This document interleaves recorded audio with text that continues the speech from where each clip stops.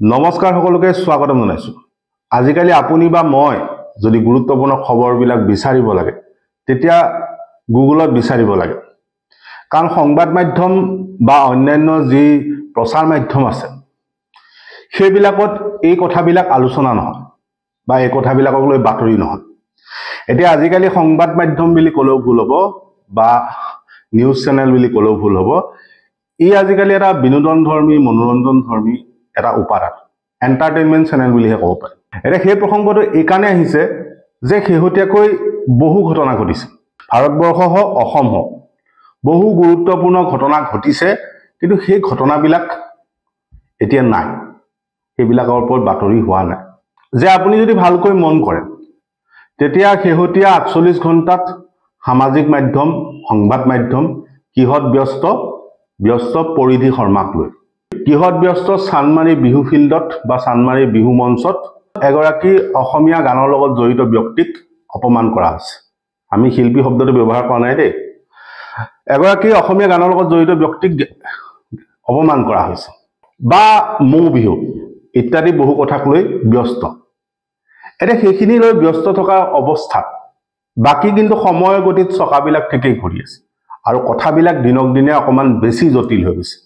এতিয়া সেই বেছি জটিল কথাখিনি আমি ভাবোঁ ৰাইজে জনাৰ প্ৰয়োজন আছে যে এটা দল যিটো 2014 চনত শাসনলৈ আহিছিলে ৮০ দিনৰ কথা ক'লৈ বা ৮০ দিন আহিব বুলি, আৰু বিজেপি শাসনলৈ অহাৰ লগে লগে এজন ব্যক্তি ভাৰতবৰ্ষৰ প্ৰধানমন্ত্ৰী হৈছে, নামটো নৰেন্দ্ৰ মোদী, যি তৃতীয়বাৰৰ বাবে শাসনলৈ আহিছে। এতিয়া নৰেন্দ্ৰ মোদীক সুদূৰ গুজৰাটৰ পৰা আনি দিল্লীত সংস্থাপিত কৰাৰ ক্ষেত্ৰত বিজেপি বা RSSৰ যিমান ভূমিকা আছে তাৰ সমানে ভূমিকা আছে বৰ্তমান মোদীৰ আটাইতকৈ ডাঙৰ সমালোচক বুলি পৰিচিত ৰবিশ কুমাৰ বা পুণ্যপ্ৰসূন বাজপেয়ী। যে এই দুইজন স্বনামধন্য সাংবাদিকক এতিয়া মানুহে যথেষ্ট অনুসৰণ কৰে, প্ৰধানমন্ত্ৰী মোদীক কঠোৰ সমালোচনা কৰা বুলি অনুসৰণ কৰে। কিন্তু এই দুজন ব্যক্তিয়েই সেই সময়ত তেওঁলোকে NDTV হওক আজতক হওক গুজৰাটৰ মুখ্যমন্ত্ৰী নৰেন্দ্ৰ মোদী কিয় প্ৰধানমন্ত্ৰী হ'ব লাগে, প্ৰধানমন্ত্ৰী নৰেন্দ্ৰ মোদীৰ গুজৰাট মডেল কি ইত্যাদি বিভিন্ন কথা দেখুৱাইছে, যিখিনিয়ে আচলতে প্ৰধানমন্ত্ৰী নৰেন্দ্ৰ মোদীক এজন গুজৰাটী নেতাৰ পৰা এজন ভাৰতীয় নেতালৈ উত্তীৰ্ণ হোৱাত সহায় কৰিছে। এতিয়া সেইখিনি বাৰু অতীতৰ কথা। এতিয়া কথাটো হ'ল সেইটো হোৱাৰ পাছত, সেই বিজেপি শাসনলৈ অহাৰ পাছত বা মোদী শাসনলৈ অহাৰ পাছত কথাবিলাক সলনি হৈছে, জটিল হৈছে। এতিয়া তৃতীয়বাৰ শাসনলৈ অহাৰ পাছত আৰু জটিল হৈছে। যে প্ৰথম অৱস্থাত আপোনালোকে যদি ভালকৈ মন কৰে 2014 চনৰ পাছত তেওঁলোকে এটা লক্ষ্য কৰি লৈছে। সেই লক্ষ্যটো আছিল যে ভাৰতবৰ্ষত বিৰোধী শূন্য হ'ব লাগে বা কংগ্ৰেছ মুক্ত হ'ব লাগে, যাৰ বাবে খুব সূক্ষ্মভাৱে ৰাহুল গান্ধীৰ বিৰুদ্ধে বা সোনিয়া গান্ধীৰ বিৰুদ্ধে এটা প্ৰচাৰ চলোৱা হৈছে, যিটো ইতিমধ্যে দৈনিক ভাস্কৰৰ এটা ষ্টিং অপাৰেশ্যনত পোহৰ লাগিছে। যে ৰাহুল গান্ধীক পাপ্পু বুলি উপস্থাপন কৰি বা সোনিয়া গান্ধীৰ অতীত জীৱনক লৈ প্ৰচাৰ চলায় কংগ্ৰেছ দলটোৰ যিটো ভাৱমূৰ্তি আছিল সেইটো নাইকিয়া কৰি দিয়া হ'ল। এটা দুৰ্নীতিগ্ৰস্ত চৰিত্ৰহীন দল হিচাপে তেওঁলোকক উপস্থাপন কৰা হৈছে, আৰু সেইটোৱে সফলতা আনিছিল বিজেপি। তাৰপিছত তেওঁলোকে বিৰোধী শূন্য কৰিল। বিৰোধী শূন্য কৰাৰ পাছত এতিয়া যেতিয়া তৃতীয়বাৰলৈ শাসনলৈ আহিছে, এতিয়া তেওঁলোকে হাত দিছে ভাৰতবৰ্ষৰ গণতন্ত্ৰৰ অন্যতম যিটো স্তম্ভ আছে। কাৰণ ইতিমধ্যে তেওঁলোকে সংবাদ মাধ্যমক নিয়ন্ত্ৰণ কৰিছে, যিখিনিক পায় সেইখিনিক কিনি লৈছে, যিখিনি নিয়ন্ত্ৰণ হ'বলৈ বিচৰা নাই সেইখিনিক দাবী ধমক দিয়া হৈছে, কাৰোবাক জেললৈ প্ৰেৰণ কৰা হৈছে, কাৰোবাৰ বিৰুদ্ধে ব্যৱস্থা লৈছে। তেওঁলোকে বিৰোধী সম্পূৰ্ণ নোহোৱা কৰি পেলালে। সংসদখন এতিয়া তেওঁলোকৰ মতে চলে। এতিয়া বাকী থাকিল এটা বিশেষ উপাদান, যিটো উপাদানক লৈ এতিয়া তেওঁলোকে আক্ৰমণ নমাই দিছে। সেই বিশেষ উপাদানটো হ'ল ভাৰতবৰ্ষৰ গণতন্ত্ৰৰ অন্যতম স্তম্ভ উচ্চতম ন্যায়ালয়। যে যিকোনো এজন মানুহে নিজৰ ন্যায় বিচাৰি টুকৰ দিব পাৰে ন্যায়ালয়ত। তেওঁৰ প্ৰতি যদি অন্যায় হৈছে তেতিয়া তাৰ ন্যায় বিচাৰিব পাৰে ন্যায়ালয়। এতিয়া সেই উচ্চতম ন্যায়ালয়কে টাকুৰি ঘূৰা দি ঘূৰাব বিচাৰিছে, ঘানি ঘূৰাব বিচাৰিছে বিজেপিয়ে যদিও কথাটোক লৈ এতিয়া নিজক তাৰ পৰা আঁতৰাই আনিছে, কিন্তু কৌশলটো আঁচনিখন স্পষ্ট। যে নিশিকান্ত দুবে এজন বিজেপিৰ সাংসদ, তেওঁক টিকেটটো বিজেপিয়ে দিছে, তেওঁৰ হৈ প্ৰচাৰ বিজেপিয়ে চলাইছে, তেওঁৰ হৈ প্ৰচাৰ সেই প্ৰধানমন্ত্ৰী নৰেন্দ্ৰ মোদী বা অমিত শ্বাহে চলাইছে। সেই সময়ত তেওঁলোকেই গেৰাণ্টি দিছিল যে সেইজন এজন ভাল সাংসদ বা তেওঁ জিকিলে এইখিনি হ'ব।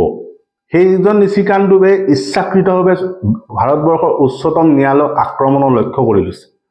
এটা কিয় লক্ষ্য কৰি লৈছে যে উচ্চতম ন্যায়ালয়ে শেহতীয়াকৈ কিছুমান কঠোৰ সিদ্ধান্ত লৈছে।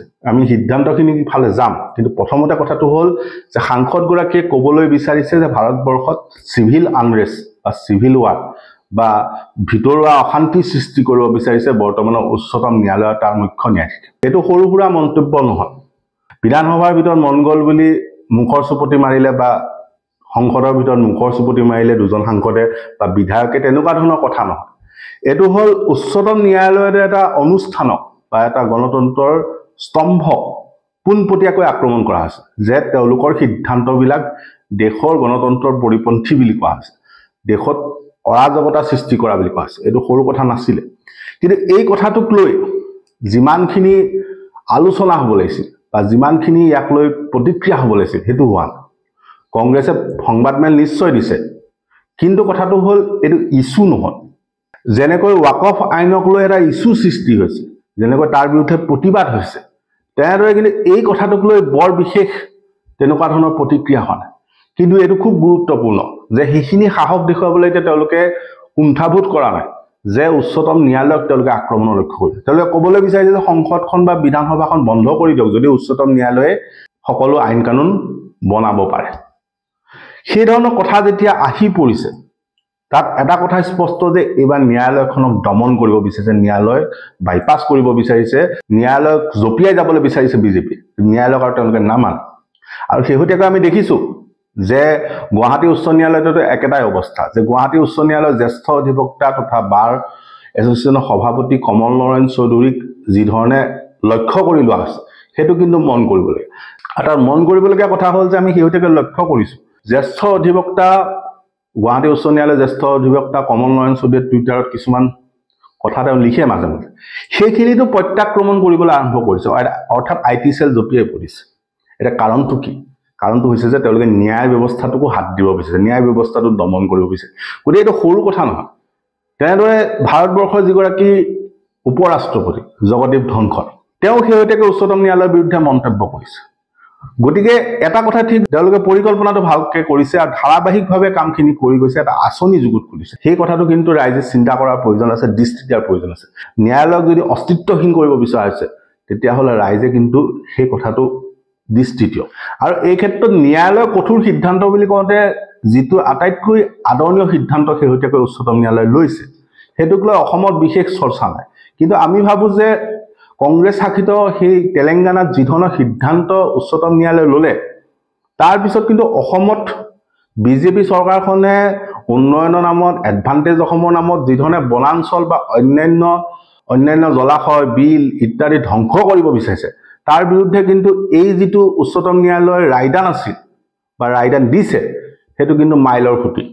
কাৰণ যি ধৰণে উচ্চতম ন্যায়ালয়ে তেলেংগানাত ব্যৱস্থা লৈছে, সেই ধৰণৰ বা যি ধৰণৰ আদেশ দিছে সেইটোক লৈ কিন্তু এতিয়া যুঁজ দিব পাৰে অসমৰ যিসকল বিৰোধী আছে বা যিসকলে নিজকে জাতীয়তাবাদী বুলি ভাবে বা নিজকে ৰাইজৰ পক্ষত আছে বুলি ভাবে। গতিকে সেই ৰায়দানটো কিন্তু গুৰুত্বপূৰ্ণ।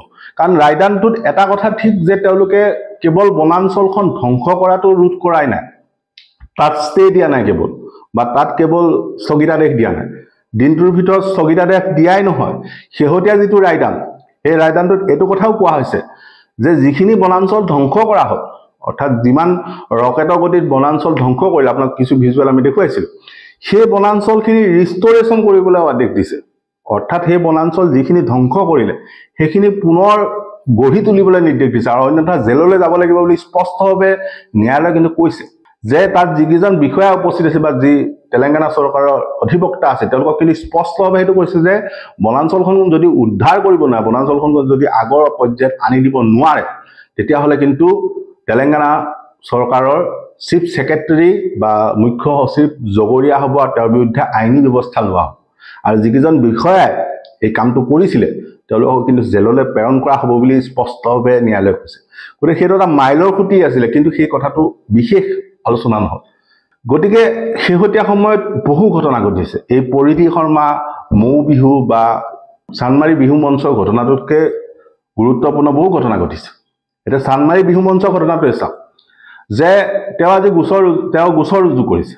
এতিয়া কথাটো হ'ল তেওঁ যে গোচৰ ৰুজু কৰিলে এতিয়া আৰক্ষীয়ে কি ধৰণে ব্যৱস্থা লয় সেই কথাটোক লৈ সংবাদ মাধ্যমে বাতৰি পৰিৱেশন কৰিছে, বিভিন্ন ধৰণৰ প্ৰতিক্ৰিয়া হৈছে। কিন্তু কথাটো হ'ল তেওঁ যে গোচৰটো ৰুজু কৰিলে, এতিয়া যিজন মানুহৰ বিৰুদ্ধে ৰুজু কৰিছে তেওঁৰ বিৰুদ্ধে কি ব্যৱস্থা লয়, অপমানটো কেনেকৈ এতিয়া নিৰ্ধাৰণ কৰিব আৰক্ষীয়ে। তেওঁৰ বিৰুদ্ধে মানহানিৰ গোচৰ হ'ব পাৰে, যে যিগৰাকীয়ে এই সংগীতৰ লগত জড়িত ব্যক্তিজনক অপমান কৰিলে তেওঁৰ বিৰুদ্ধে মানহানি হ'ব পাৰে। কিন্তু তেওঁ এতিয়া কি অপৰাধ কৰিলে বা তেওঁ সেই অপমান কৰা অপৰাধটো কেনেকুৱা ধৰণৰ হ'ব সেইটো আৰক্ষীয়েহে নিৰ্ধাৰণ কৰিব পাৰিব। কিন্তু এতিয়া কথাটো হ'ল সেই ধৰণৰ কথাক লৈ ব্যস্ত। এতিয়া তাত মন কৰিবলগীয়া কথাটো হ'ল যে ইমানখিনি হোৱাৰ পাছত তেওঁলোকে যি ধৰণে ক'বলৈ বিচাৰিছে যে তেওঁলোকক বিৰাট অপমান কৰিলে, তাৰপিছত অসমৰ কণ্ঠশিল্পীসকলে বিভিন্ন ধৰণৰ কথা কৈছে। কিন্তু কথাটো হ'ল তেওঁলোকে বাস্তৱ ৰুঢ় সত্যটো মানি লওক। তেওঁলোক এনেকুৱা মানুহ যে যি কা আন্দোলনটো সম্পূৰ্ণ ভৰিৰে গচকি পেলাইছে, যে যি সময়ত অসমৰ ছাত্ৰ ছাত্ৰীয়ে প্ৰতিবাদেৰে উত্তাল কৰি তুলিছিলে, যি সময়ত গুৱাহাটীৰ ছাত্ৰ ছাত্ৰীয়ে দিছপুৰ অভিমুখ হৈছিল, তাৰপিছত সেই সুসংগত আন্দোলনটোক ধ্বংস কৰিছিলে এই শিল্পী সমাজ নামধাৰী এই মানুহখিনি, যিখিনিয়ে গান গায়, গায়ক। এইখিনি আমি কণ্ঠশিল্পী বুলি নকওঁ, এইখিনি গায়ক। এই গায়কখিনিয়ে সেই যিটো ৰাজপথৰ আন্দোলন আছিল সেইটো লতাশিল ফিল্ডলৈ লৈ গৈছিল, লতাশিল খেলপথাৰলৈ লৈ গৈছিল, চান্দমাৰী খেলপথাৰলৈ লৈ গৈছিল। আৰু এতিয়া সেই চান্দমাৰী খেলপথাৰে কিন্তু প্ৰত্যুত্তৰ দিছে তেওঁলোকক, যে যিখন চান্দমাৰী খেলপথাৰত তেওঁলোকে কা আন্দোলনক ধ্বংস কৰিছিলে তাত নিজেও ধ্বংস হৈছে, যে তেওঁলোকে ৰাইজক প্ৰতাৰণা কৰি আন্দোলনটো তালৈ লৈ গৈছিল। আৰু তাৰ ফলত কি হৈছে যে তেওঁলোকক মুকলিকৈ অপমান কৰাৰ পাছতো ৰাইজে কিন্তু ওলাই অহা নাই। যদি তেওঁলোক ৰাইজৰ পক্ষত থাকিলেহেঁতেন ৰাইজে নিশ্চয় ওলাই আহিলে। কিন্তু তেওঁলোক যিহেতু ৰাইজৰ পক্ষত নাই, গতিকে য'ত তেওঁলোকে শেষ কৰিছে তাতে নিজেও শেষ হৈছে। কিন্তু কথাটো হ'ল সেইটো বৰ বিশেষ গুৰুত্বপূৰ্ণ বিষয় নাছিল। তাৰ বাহিৰে ভাৰতবৰ্ষখনত বহুত হৈ আছে। তেনেকৈ যে অসমত চাই শেহতীয়াকৈ ভূটানৰ ৰজা অসমলৈ আহিছে, কি কাৰণত আহিছে, কি হৈছে একো কোনো নাজানে। এতিয়া কাহিনীটো হ'ল শেহতীয়াকৈ মুখ্যমন্ত্ৰী হিমন্ত বিশ্ব শৰ্মা বিগত বৰ্ষত ভূটানৰ ৰজাৰ আতিথ্যত কিবা এটা অনুষ্ঠানলৈ গৈছিল। তাৰপিছত শেহতীয়াকৈ ভূটানৰ ৰজাই অসমলৈ আহিছে, অসমত আহি তেওঁ কিবা কিবি পৰিদৰ্শন কৰিছে। এতিয়া গোটেই কথাটোৰ ৰহস্যটো এইটো যে তাত টাৰ্মিনেল হ'ব, এই অঞ্চলটোত টাৰ্মিনেল হ'ব, তাত গুডাউন নিৰ্মাণ হ'ব। এতিয়া গুডাউন নিৰ্মাণ হোৱাৰ পাছত যিহেতু আমি গমেই নাপাওঁ সেই গুডাউনকেইটাৰ মালিক কোন হ'ব, যিহেতু কথাটো বাতৰিত নায়েই, চৰ্চাত নায়েই। গতিকে তাত যদি গুডাউন নিৰ্মাণ হয়, তাত যদি সা সামগ্ৰী ৰখা হয়, সেই গুডাউনসমূহ কোনে লাভ কৰিব? অসমীয়া ব্যৱসায়টো গমেই নাপায়। সেই গুডাউনসমূহ শেহত গৈ লাভ কৰিব কোনোবা বাহিৰা কোম্পানী, বহিৰাগত বৃহৎ কোম্পানী, আৰু ব্যৱসায়টো কৰিব তেওঁলোকে। এতিয়া সেই ব্যৱসায়টোক এতিয়া নাম দিয়া হ'ব উন্নয়ন। কিন্তু এই ভূটানৰ ৰজাজনে যে আহি যে তাত সেই দিশটো পৰিদৰ্শন কৰিছে, তাৰ কাৰণটো কি? সেই কাৰণটো স্পষ্ট নহয়, কাৰণ কোনেও সেইটো কথাক লৈ গুৰুত্ব দিয়ে। তাত যে সেই ইমান ডাঙৰ এটা ইনফ্ৰাষ্ট্ৰাকচাৰ বা ইমান ডাঙৰ এটা আন্তঃগাঁথনি নিৰ্মাণ কৰি থকা হৈছে, সেইটো আন্তঃগাঁথনি কোনে চলাব, কাৰ অধীনত থাকিব, কোন মালিক হ'ব, কোনো প্ৰশ্নৰ উত্তৰ নাই, সেইটো কোনো গমো নাপায়। গতিকে তেনেকুৱা ধৰণৰ ঘটনা বহু ঘটি আছে, কিন্তু সেই কথাবিলাক এতিয়া আলোচনা নহয়। এতিয়া আলোচনা কি হয়? পৰিধি শৰ্মা আলোচনা হয়, চান্দমাৰী বিহু আলোচনা হয়, মৌ বিহু আলোচনা হয়, ইত্যাদি ইত্যাদি। গতিকে ৰাইজক আমি কেইটামান বিষয় আমি দেখুৱালো, আপোনালোকে এই কথাখিনি ভালকৈ মন কৰক। ধন্যবাদ।